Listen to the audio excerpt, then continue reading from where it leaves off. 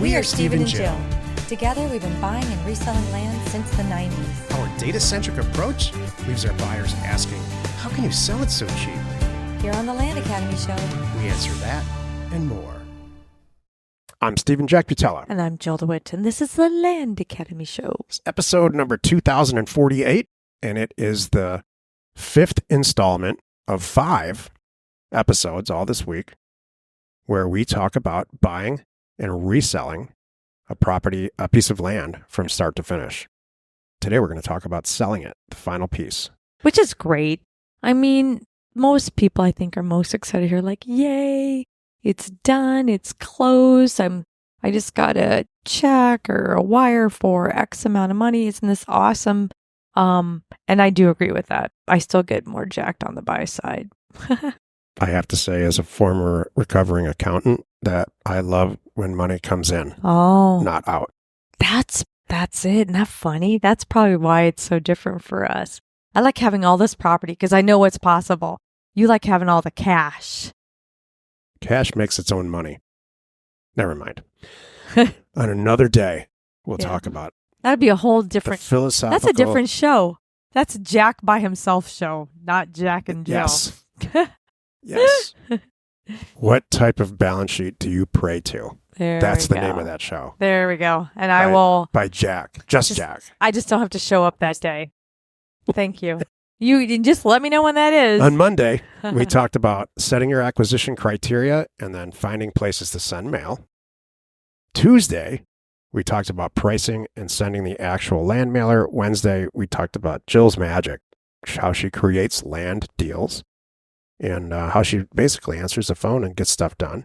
Creates the magical part, the magical moment when the deal starts. Thursday, we bought the property, and today we're going to sell it. Each day on the show, we answer a question from our Land Academy member Discord forum and take a deep dive into land-related topics by popular request. Jill, we have a question. Chris wrote, I'm closing on my first piece of property, which is in Florida. I'm paying both sides of the closing costs as part of the deal. The total is just shy of $1,460. I'm wondering if that's normal, or do I need to find a different title company going forward? Depends on how big it is and how. If it's, let's just say right now, if it's you're buying for $30,000, $30,000, and it's 10 acres or something, I don't even know what it is. Really money wise, $20,000 to $30,000. That sounds about right. I agree. So I'm good. Closing costs, and we do this too, by the way.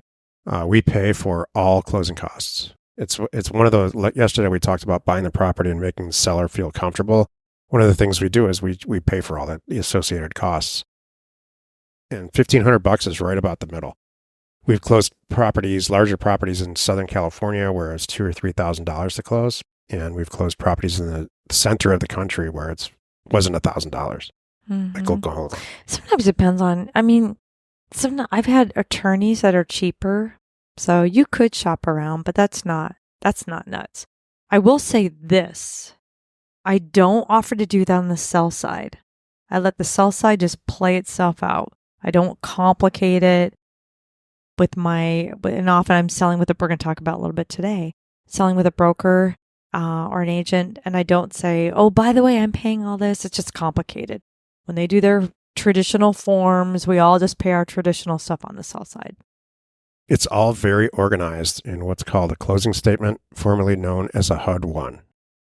It's very, very, very to the cent organized. If you've never seen a HUD-1 or you're interested in how the money and the whole scenario plays out, please just Google it and look at some examples of houses that have closed. It's the same document for any type of real estate deal, whether it's a skyscraper or a vacant piece of land with no financing. Today's topic, the moment of truth. It's the curtain close on your real estate deal, selling the property. So here's the setup, Jill. We bought the property. It's out of escrow. It's in your name or your LLC's name. What do you do? Okay. I have already done part of this, by the way. Prior to closing, this is what I do.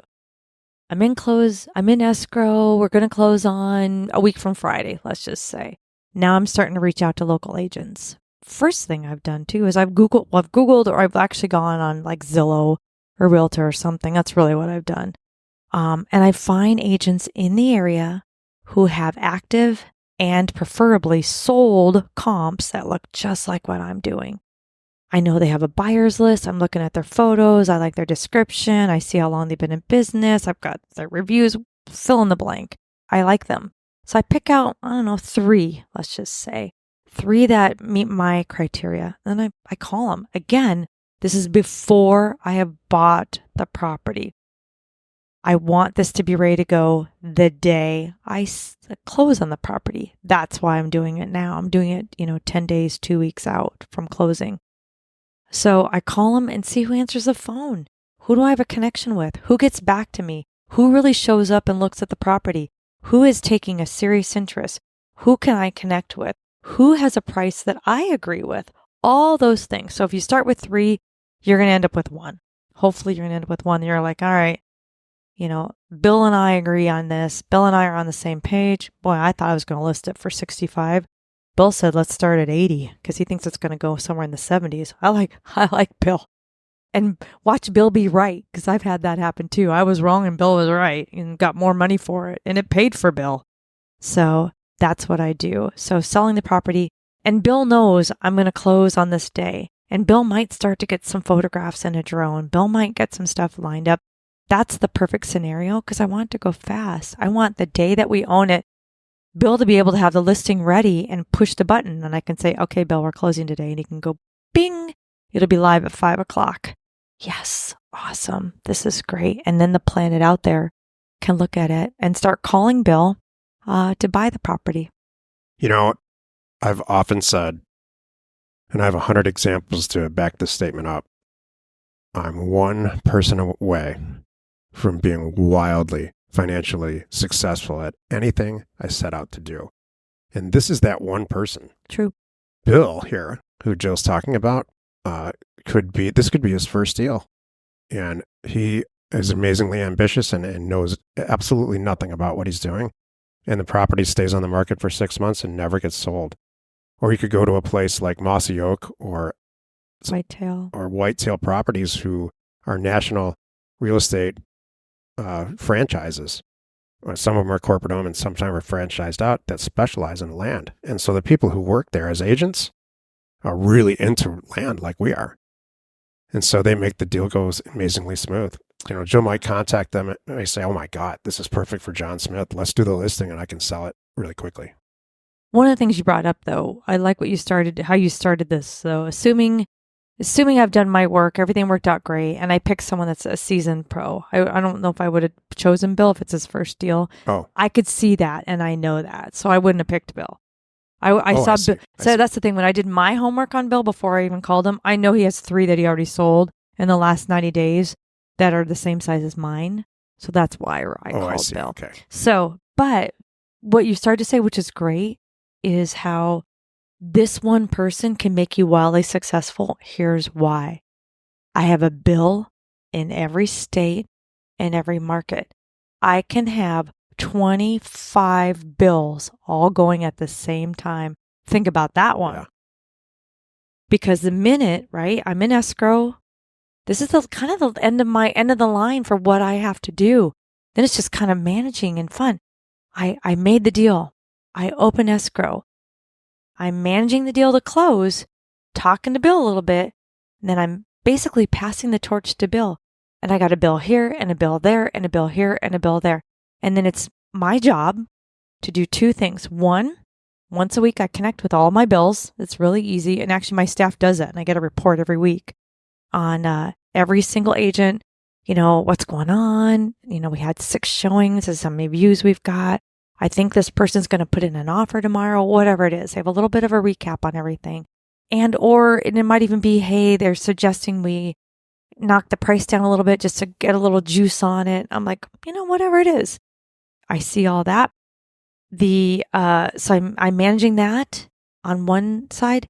And then if it were me by myself, I have Jack, so I don't have to do this. But I'm assuming you're by yourself. You're keeping an eye on your bills and you're working on the next mailer. And the next mailer, and the next mailer. By the way, that one person away from me being wildly financially successful is Jill. Oh, and so I would encourage you, to find somebody like a data person if you are Jill, or finding a Jill if you're a data person like me. Right. That was the missing piece for us. That's very true. So, and then, can I finish this? Sure, okay. Sure. So, once a week, one of my bills comes forward and goes, ding, ding, let's do it. Here we go. It's, this offer just came in. It's all cash. I think it looks great. I think the guy has the funds. I think he can close and he's ready to go. I'm going to say, do it, Bill. And here's the escrow, Susie over here is ready to go. And Bill's like, on it. And then again, I'm still with my staff, and now now we're in escrow. Remember, on the sell side, it's kind of a once a week is the rule of thumb to check in with your selling person, your selling broker agent. When you're in escrow, twice a week is a number. So I want everybody to be in touch.